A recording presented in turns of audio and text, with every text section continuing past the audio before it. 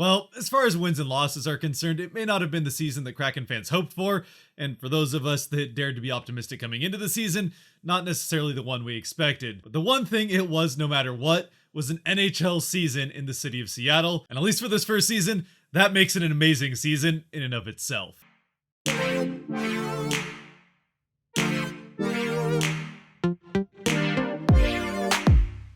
What's cracking, everybody? And for one last time in this inaugural season, welcome back to Kraken R&R, where unfortunately, the Kraken bookend the season the same way they started it, with a 4-3 loss, this time in Winnipeg against the Jets. Although, at least this loss may not be all that unfortunate for the Kraken, as, well, it's still not fun to watch your team lose. This particular loss was critical for the Kraken to secure that third spot in the draft lottery, where if they had won or even had this game go to overtime and lose it there, picking up even that 1 point would have dropped them to the fourth spot in those lotto odds. Which, as I said a number of times in the stream, if you were there for that,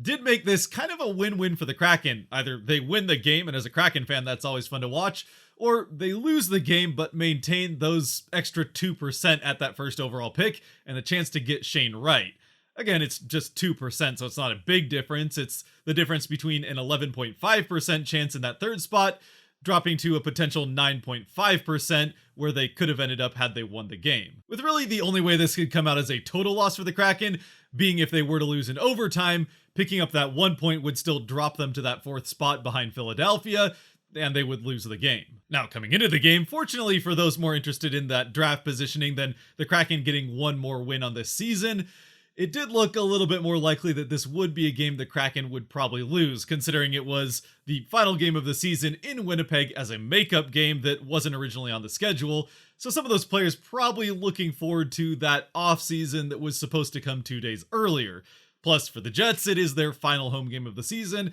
which, as we saw with the Kraken in their final home game, can prove to be quite an incentive to put that last show on for your home crowd. But at least to start off the game, no one seemed to tell the Kraken that, as they came out of the gates firing on all cylinders and getting a ton of time in the offensive zone and shots off on goal, eventually getting one very good scoring opportunity as Rask has a basically empty net. He tries to get a backhand shot off, but ends up putting it wide of the net between the goaltender and the empty net behind him.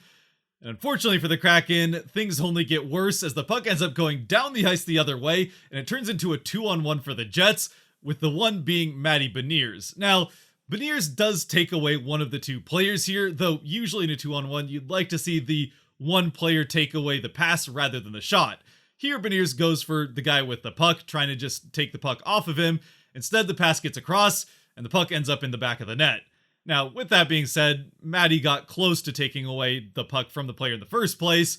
and on top of all of that, it is a forward that is back on the 2-on-1, which leaves the question, where the heck were the two defensemen? Either way, it's a defensive breakdown for the Kraken and an early 1-0 lead for the Jets. And just like that, the Kraken barely miss a scoring chance to make it 1-0 at the Jets' end of the ice, and the Jets make it 1-0 going right back the other way. And just like that, the momentum flipped as well, as the Jets really take over this game for the next few minutes at least, but thanks to largely Chris Driedger in net back in home in Winnipeg, he is able to keep it out of the net at least for a second time in this period. And eventually things do calm down for the back half of the first that's rather uneventful, so we do get to the end of the final first period for the Kraken on the season, with the Jets leading 1-0, as we've seen a number of times over the course of this year. An early first period goal for the opponent, and an early first period lead. And on top of that, to start out the second period for the first few minutes again, it was all Jets as they really tested Driedger a number of times, who at this point seemed like he was the only Kraken player interested in actually finishing this game. Fortunately, all this Jets pressure doesn't lead to a Jets goal, and it ends up leading to a Kraken power play. Now, it is a Kraken power play and it would end up being the last one of the season, so saying it was fortunate that the Kraken get a power play here is maybe being a bit generous, but this time it actually turns out to be true, as the Kraken end up scoring quickly in this power play as a puck comes out from behind the boards thanks to Matty Beniers winning a puck battle along those boards in the corner. Instead of taking another shot on goal, he instead finds a wide open McCann on the other side of the ice with a beautiful pass, and McCann, thinking for just a split second, doesn't take long with the puck at all before he fires another pass quickly across the net again, this time to Wemberg, who's waiting on the back door, and he puts it into the net to give the Kraken the power play goal and tying the game at 1, as well as giving Beniers his 9th point in 10 HL games. So go figure, after being the Achilles heel for the Kraken all season, the power play in its last chance of the season puts the puck in the net and doesn't take long doing it, finding a good tic-tac-toe passing play quickly through the zone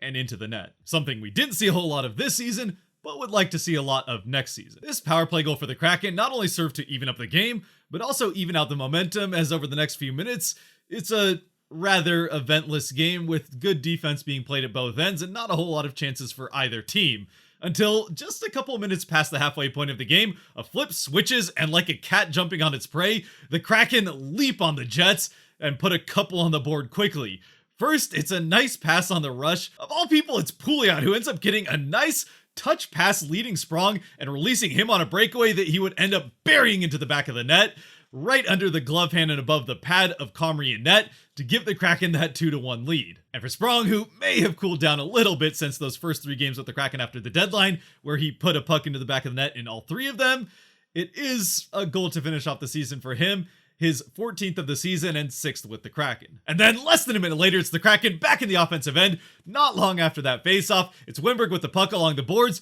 who eventually gets it deep into the zone and finds Shan up near the net. Shan waiting on the back door, just like Wimberg had been earlier, pulls the puck to himself out from in front of the net, and then gets control of it and puts it right over that pad under the glove hand again to give the Kraken the 3-1 lead. This would end up obviously being the last goal that the Kraken would score on the season. And of course, just like how they bookend the season with 4-3 losses, going back to the preseason, it's Shan who bookends the season with the Kraken goals, as he scored that first one to start the preseason, and now would end up scoring the last one of the season for the Kraken. Seattle would try to add to that lead throughout the rest of the second period, but eventually would come up empty as we get to the end of the second period, with the score still 3-1 Kraken.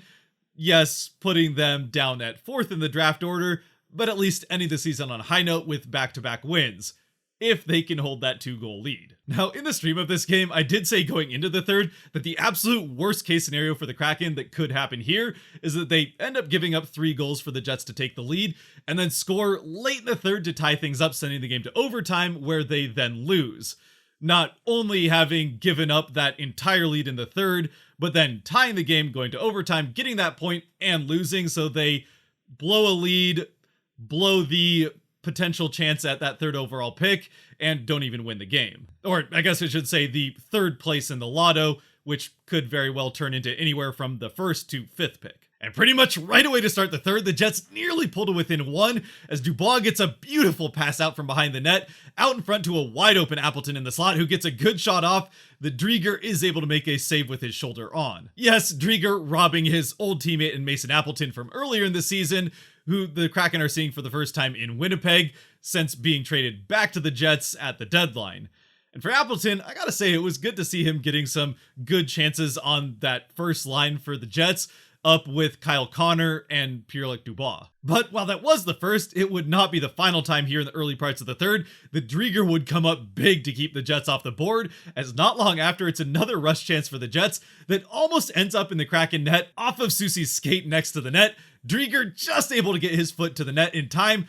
to keep the puck from sliding into the net. And then just seconds after that, it's another 2-on-1 chance for the Jets that Drieger makes an absolutely spectacular, sprawling save on to keep out of the net as well. Sadly though, for Drieger, who had been having a fantastic game up until this point, and after all these heroics to start out the third period, especially coming off of that first shutout for him in a Kraken jersey in the last game at home, things go downhill pretty quickly from here as the Jets just maintain this pressure going on the Kraken end. And the next one would be a lost faceoff for the Kraken in their defensive zone. It goes out to Wheeler, who buries the shot. It's a quick one-timer from him that Drieger really didn't have much of a chance on. And just like that, the Jets do finally pull to within 1. It's now 3-2 Kraken. Following the Wheeler goal, the Kraken do survive a couple more minutes of Jets pressure, but eventually it's the Jets once again in the offensive zone. This time it's Harkins who gets a pass off from above the faceoff circle, across into the high slot to a wide open Toninato, which, granted, he's wide open, but this shouldn't be a super dangerous shooting location. Either way, he gets a good shot off, and it gets through the 5-hole of Drieger and into the back of the net. This one is probably one Drieger should have had, but he's come up with some big saves in this game. so I think letting one in we can probably let go. Although on the scoreboard, it does make it 3-3 and put this game in danger of that worst case Kraken scenario of going to overtime and losing. That wouldn't end up happening, but it's not necessarily for a good reason if you were cheering for the Kraken to win this game, as less than 2 minutes later, it's that first line back out there for the Jets. Appleton gets a puck along the boards down around behind the Kraken net and into the opposite corner, where PLD does get his stick on it and puts a beautiful pass out into the slot for Kyle Connor, who buries his 47th of the season. Once again, it's through Drieger's 5-hole, though this one's just a nice play by the Jets. It gives them the 4-3 lead, which they would end up hanging on to. Although I say hang on to as though they were really challenged, the Kraken don't put up too much of a fight over the course of the rest of this game, as this third goal goes in around the halfway part of the third period, with all three of those goals happening in just about 5 minutes of game time. The Jets do end up getting a power play, which the Kraken kill off with pretty much no trouble. Unfortunately, that's the last good thing that happens for the Kraken, and eventually we do get to the end of the game with the Jets winning 4-3. I will say that towards the end of this game, the Kraken did have a couple of opportunities to pull Drieger late in it that they opted to not take, and after we saw, especially early in the season, Hackstall aggressively pull a goaltender at probably not the ideal times, him not pulling Drieger and a couple of very good opportunities to do so with a 1-goal deficit late in the third kind of seemed like there might have been some awareness of the situation going in, that if the Kraken were to lose this game, or even if they were to just pick up 1 point, it wouldn't be good for the team. So Seattle really doesn't make all of that much of an effort, especially when it comes to pulling a goaltender to get the 6-5 advantage late in the game, to actually force overtime, since it would have been bad for them. This game ends up being a pretty good encapsulation of the Kraken season in a single game, where the first period, while the Kraken have been better of late in the first period, the trend over the full season is that really has not been something that the Kraken have had as a strong suit, to say the very least, where we've frequently seen them give up those early first period leads. And then the second period, they seem to bounce back. Again, the opposite of the trend lately, where they've given up some pretty bad second period comebacks. But at least over the course of the whole season, the second period was probably the strongest period for the Kraken, and it was again here with those 3 goals to take that 3-1 lead. Of course, when it comes to the third period, again, we've seen the Kraken blow some leads in the third period, allow quick goals, and both of those things come back to bite them here, as they end up giving those 3 quick goals up to give the Jets the lead, which the Jets end up hanging on to. It's a game where through parts of it, it seemed like the Kraken had this one locked away, and somehow, some way, it ends up going the other way, with the Jets winning it. Again, in this particular case, not all bad news for the Kraken, as with the loss, they do maintain that third spot in the draft lotto odds, getting a 11.5% chance at that first overall pick, which will very likely be Shane Wright. And had they won this game, it would have dropped 2% to 9.5, which is now in that 4th spot where the Philadelphia Flyers do finish. Their fans, once again, as they have been most of this season, disappointed to this time see the Kraken not win a game and get them that extra spot in the lotto. As for the Kraken 3 stars of the game, the first one I think is pretty obvious. With 2 points on the night, a goal and an assist, it's Alex Wennberg, who even outside of those 2 points had a fantastic game for the Kraken, really holding the offensive zone pretty well a number of times, and also offering some good defense at the other end, or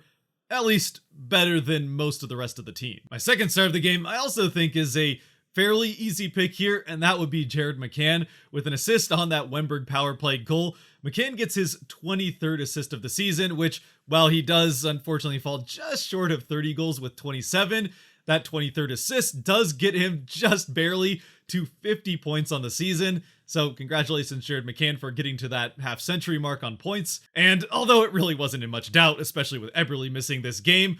finishing the season as the leading points getter for the Kraken with those 50 points. And hopefully we'll see a little bit more than 50 lead the team next year, at least for this first season. A good one for McCann. And as for the Kraken third star of the game, since it's the last game of the season, I am going to cheat just a little bit and give this to 2 guys, though to be fair, they are a defensive pairing. And that's the defensive pairing of Pouliot and Dennis Cholowski, both of whom have not played much of this season for the Kraken, both of whom being waiver claims for the Kraken late in the back half of the year, even though, again, Cholowski was picked by the Kraken in the expansion draft. He spent most of the season with the Capitals. But it's also kind of fun since the 2 of them spent their WHL days in Portland with the Winterhawks. So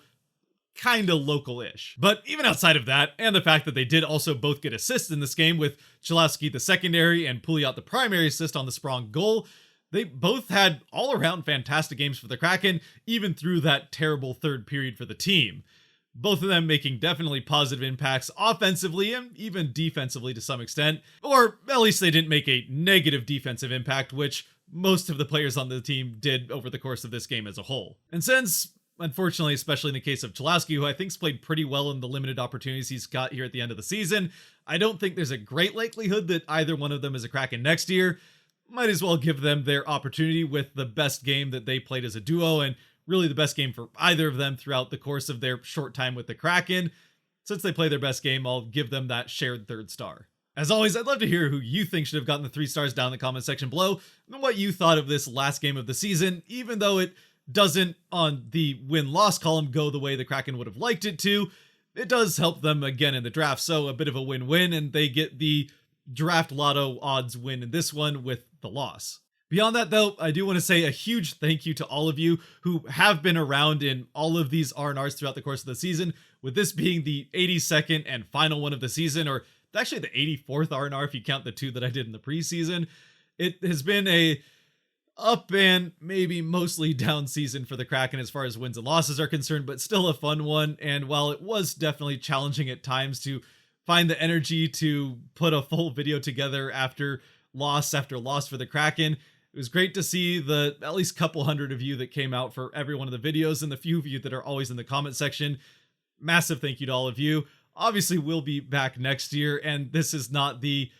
end of videos on the channel for the off season. We got plenty of stuff planned for the off season. A couple more streams. We'll be streaming again for the draft lotto on the 10th. Couple of videos to finish off the Kraken season, like a look back at this season, a look forward to next season, looking back at preseason predictions, and maybe even another looking back at the expansion draft, though I know some of you aren't a huge fan of those hindsight type of things, but we'll do it anyway because what the heck, I think it's fun. On top of all of that, though, and some more 101 videos to come this summer, I did want to mention here at the end of this, since most of you know me as a Kraken fan, which I absolutely am a diehard Kraken fan first and foremost,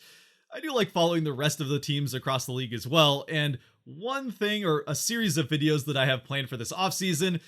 is going to be taking the mindset of a fan of each one of the other teams and reviewing the season for those teams. So if you see a video that is me in a different jersey, don't freak out. Still a Kraken fan. I haven't given up on them after this season. We're still diehard till the end. But, you know, it's fun to look at it from a different point of view and get some of those other fans from other fan bases in and involved for the next season. But with all that having been said, and again, hoping to see you guys in the offseason in some of those other videos, if you have made it to this point one last time for R&Rs in this inaugural season, thank you very much for watching. If you did like or enjoyed this or any of the R&R videos over the course of this season and haven't already, there are buttons for that kind of stuff down below that help support the channel, so I'd appreciate you using them.